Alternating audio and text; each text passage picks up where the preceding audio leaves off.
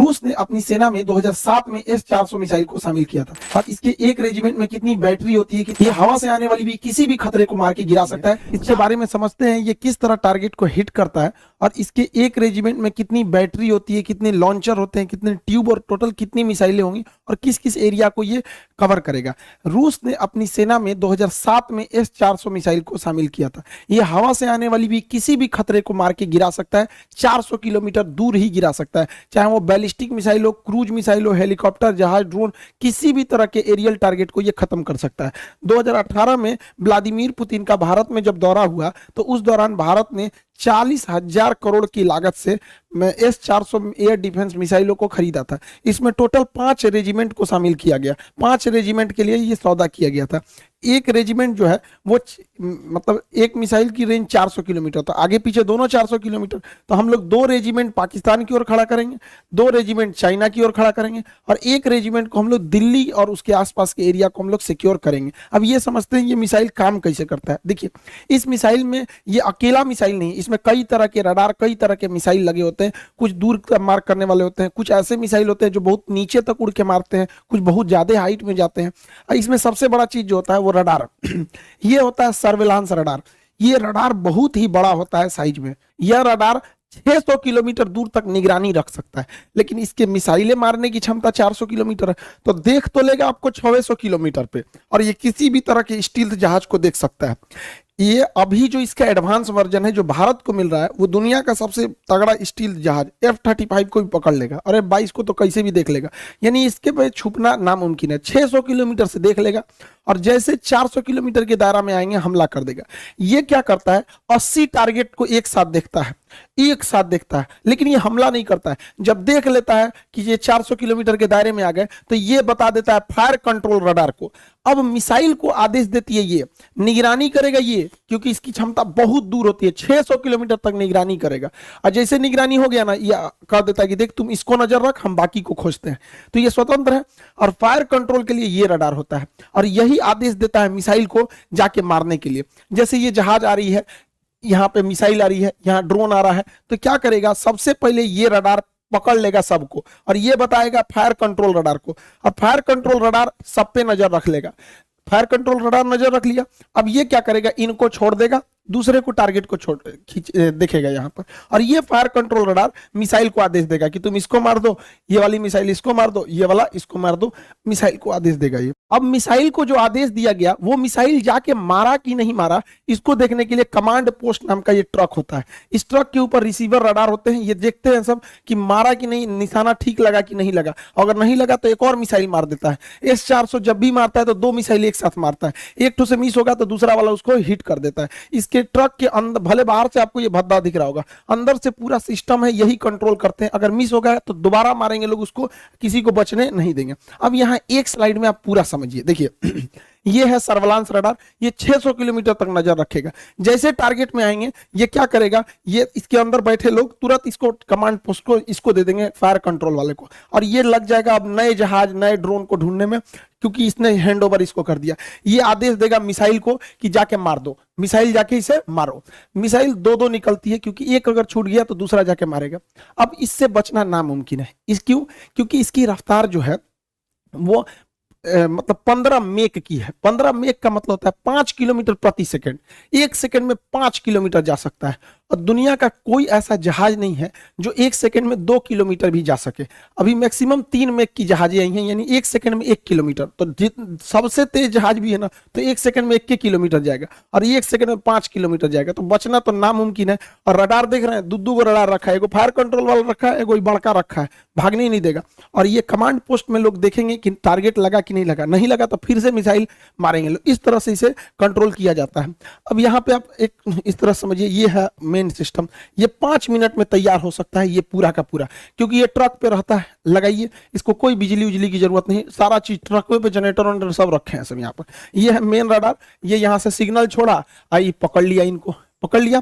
अब ये क्या करेगा, कमांड भेजेगा इसको फायर कंट्रोल रडार को, फायर कंट्रोल रडार मैसेज देगा मिसाइल को, अब मिसाइल जाके इसको हिट कर देगी। जैसे मिसाइल इसको हिट करेगी, यहाँ पर है कंट्रोल कमांड पोस्ट, देखेगा कि हिट हो गया कि नहीं, वरना इसके रडार में दिखेगा, चेक करेगा कि दोबारा तो नहीं दिख रहा है, दोबारा दिख रहा है मतलब बच गया, अगर बच गया तो दोबारा मिसाइल मारेगा, ब्लास्ट हो गया तो कोई दिक्कत ही नहीं। तो काफी कॉम्प्लिकेटेड सिस्टम है, लेकिन 5 मिनट के अंदर अंदर ये रेडी हो सकता है फायर के लिए। इसे कहीं भी ले जाया जा सकता है, पहाड़ पे ले जाइए, बर्फ में ले जाइए, गर्मी में ले जाइए, ठंडी में, कहीं ले जाइए, कोई दिक्कत नहीं होता, ये हर मौसम में रेडी हो सकता है।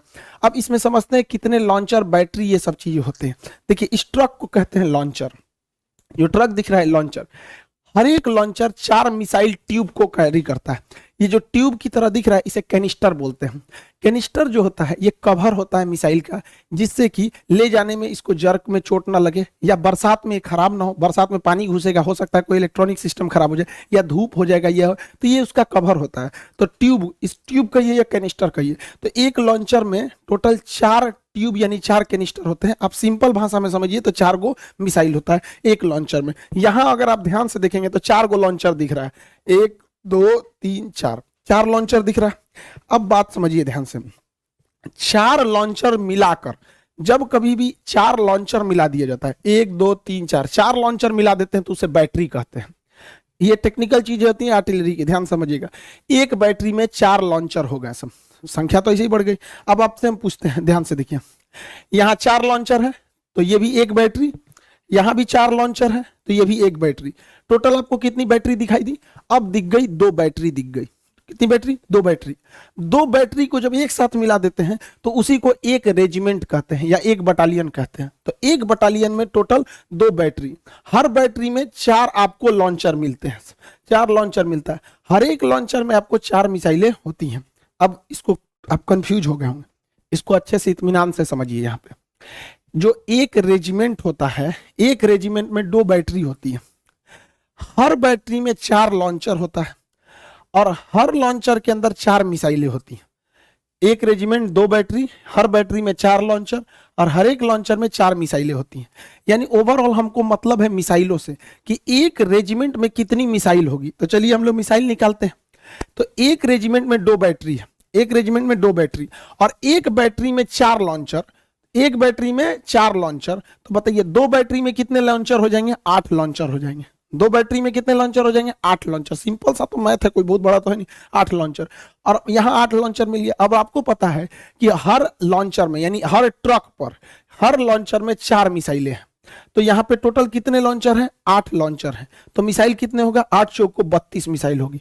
यानी एक रेजिमेंट है तो 32 मिसाइलें फायर करने के लिए तैयार हैं एक रेजिमेंट में। और भारत ऐसा 5 गो रेजिमेंट खरीद रहा है, तो 32 में 5 का गुणा करेंगे तो 160 गो मिसाइल रेडी टू फायर होंगी। 160 और हर मिसाइल का रेंज 400 किलोमीटर, तो पूरे एरिया को सेव कर लेंगे सब यहाँ पर। इसके अलावा भारत 1000 एक्स्ट्रा मिसाइल खरीद रहा है। अब आप कहेंगे एक्स्ट्रा क्यों? तो आप बंदूक खरीदते हैं एगो और गोली खरीदते हैं ज्यादा, तो भारत भी तो लॉन्चर खरीदा है। कितना टोटल लॉन्चर? 8 गो। तो लॉन्चर तो भाई लॉन्चर कर रहे हैं 8 नहीं, लॉन्चर टोटल मिसाइलें जो हैं लॉन्चर के साथ 160 गो हैं मिसाइलें, ट्यूब है। जब वो फायर कर देंगे तो उसके बाद क्या दिक्कत है? वहां पे ट्यूब बदल देंगे। जैसे देखिए यहाँ समझिए, ये आपको पूरी 1 लॉन्चर, 2 लॉन्चर, 3 लॉन्चर, 4 लॉन्चर, यानी एक बैटरी हो गया। मान के चलिए ये फायर कर दिया तो खाली हो गया, तो रूस थोड़े जाना होगा। 1000 हम लोग एक्स्ट्रा लाए हैं, इसे जेसीबी लाएंगे फिर लाद देंगे, उस पर फायर करेगा। जैसे बंदूक खरीदते हैं, इतना गोली खरीद लेते हैं, बंदूक खत्म हो गया फिर गोली भर दीजिए, तो एक्स्ट्रा गोली रखते हैं ना, तो हम लोग एक्स्ट्रा 1000 मिसाइल रखे हैं। सोचिए कितना तगड़ा सिस्टम हो जाएगा ये पूरा सिस्टम। ये S-400 सिस्टम किसी भी दूसरे देश से अब तक दुनिया में इससे तगड़ा कोई नहीं है। इसकी सबसे बड़ी खासियत क्या है? ये वर्टिकल लॉन्च करता है, यहाँ से मिसाइल निकलेगा। अब ये स्वतंत्र है किसी भी डायरेक्शन में जाने के लिए, इधर भी चला जाएगा, इधर भी चला जाएगा, सीधे भी चला जाएगा। वही अगर अमेरिका का थर्ड की बात करेंगे या फिर पेट्रियट मिसाइल की, तो ये वर्टिकल है, ये इस तरह तिरछा झुकी रहती है, तो इधर ही मार सकती है, उधर मारने के लिए उस साइड में ट्रक लगाना पड़ेगा। तो एक तो सबसे पहला ड्रॉबैक इसका ये हो जाता है। भारत को ये जो मिला है ये सबसे लेटेस्ट वर्जन मिला है। S-400 लेटेस्ट वर्जन भारत को मिला है, जबकि चाइना को भी रूस ने S-400 दिया है, लेकिन S-400 चाइना के पास नहीं है। पैसा लिया गया है S-400 का।